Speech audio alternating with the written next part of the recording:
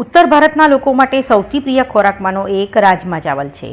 ગરમા ગરમ રાજમા ભાત ખાધા પછી તમારું પેટ ભરાઈ જશે, પણ તમારું મન તૃપ્ત નહીં થાય. રાજમા એટલા સ્વાદિષ્ટ હોય છે કે તેને ખાધા પછી એક ક્ષણમાં મૂડ સારું થઈ જાય છે. પરંતુ રાજમા, જેને અંગ્રેજીમાં કિડની બીન્સ તરીકે ઓળખવામાં આવે છે, તે માત્ર સ્વાદમાં જ નહીં પણ સ્વાસ્થ્યમાં પણ ગુણકારી છે. રાજમામાં પ્રોટીનનું પ્રમાણ ખૂબ વધારે હોય છે અને તે વજન ઘટાડવામાં પણ મદદ કરે છે. એટલું જ નહીં, રાજમા તમને કેન્સર જેવા ખતરનાક રોગોથી પણ બચાવી શકે છે. રાજમા, જેના ઘણા ફાયદા છે, તે ખાવા જ જોઈએ. પરંતુ આજના વિડીયોમાં તેને ખાવાનો યોગ્ય સમય પણ જાણો, જેથી તમને કોઈ નુકસાન ન થાય. રાજમા ખાતી વખતે એક વાત હંમેશા ધ્યાનમાં રાખવી જોઈએ કે તેને કોઈ પણ ઋતુમાં રાત્રે ન ખાવા જોઈએ. રાજમા હંમેશા બપોરના સમયે ખાવા જોઈએ. આનું કારણ એ છે કે રાજમા ભારે ખોરાક છે અને તેને પચાવવા માટે પેટને વધુ મહેનત કરવી પડે છે. જો તમે રાત્રિ ભોજનમાં રાજમા ખાશો તો તમારે પેટમાં ભારેપણું, ગેસ બનવો, ઊંઘનો અભાવ, સવારે પેટ બરાબર સાફ ન થવું, પેટમાં દુખાવો, બીજા દિવસે ખૂબ આળસ અનુભવવી જેવી સમસ્યાઓનો સામનો કરવો પડશે.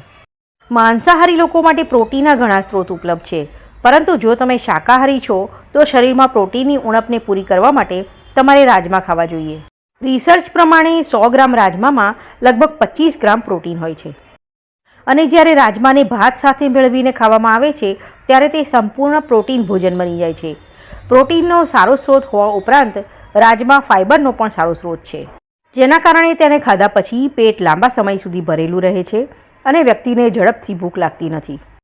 એક અધ્યયન મુજબ જે લોકો નિયમિતપણે રાજમા ખાય છે તેમને હાર્ટ એટેક અથવા હૃદય સંબંધિત અન્ય રોગોનું જોખમ ઓછું રહે છે.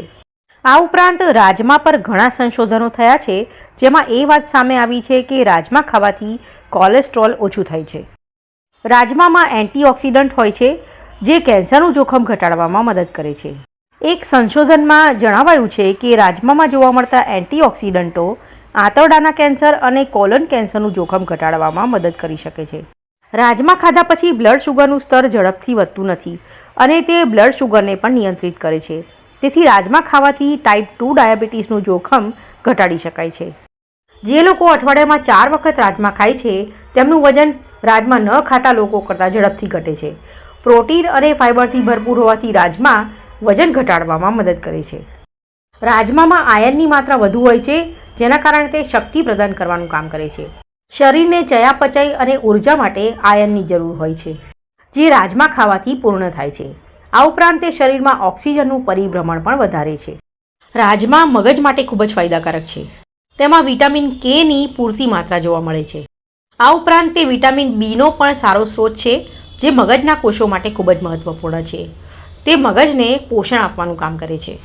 શિયાળામાં રોગપ્રતિકારક શક્તિ મજબૂત કરવા માટે તમે તમારા આહારમાં રાજમાનો સમાવેશ કરી શકો છો, કારણ કે રાજમામાં વિટામિન, ઝીંક, આયર્ન, ફોલિક એસિડ અને એન્ટીઓક્સિડન્ટ જેવા તત્વો હોય છે, જે રોગપ્રતિકારક શક્તિને મજબૂત બનાવવામાં મદદ કરી શકે છે.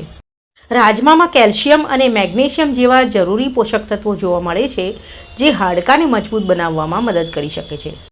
રાજમામાં જોવા મળતું વિટામિન સી એક પ્રકારનું એન્ટીઓક્સિડન્ટ તત્વ છે, જે ત્વચા અને વાળને સ્વસ્થ રાખવામાં મદદ કરી શકે છે. તમારા આહારમાં રાજમાનો સમાવેશ સ્વાસ્થ્ય માટે ફાયદાકારક હોઈ શકે છે, પરંતુ તેને રાંધતા પહેલાં રાતભર પાણીમાં પલાળી રાખવા ખૂબ જ મહત્વપૂર્ણ છે. પાણીમાં પલાળી રાખવાથી તે પોષક તત્વોના શોષણમાં મદદ કરી શકે છે અને ગેસની સમસ્યા ઘટાડી શકે છે. યોગ્ય રીતે રાંધ્યા પછી રાજમા ખાવા માટે પૌષ્ટિક બની જાય છે. સંશોધન મુજબ રાજમા ખાતા પહેલાં ઓછામાં ઓછા 5 કલાક પાણીમાં પલાળી રાખવા જોઈએ અને ઓછામાં ઓછા 10 મિનિટ સુધી ઉકાળવા જોઈએ. તે પછી જ લાલ રાજમાનું સેવન કરવું જોઈએ. તો મિત્રો, વિડીયો જોવા માટે તમારો ખૂબ ખૂબ આભાર. ફરીથી મળીશું, ત્યાં સુધી આવજો.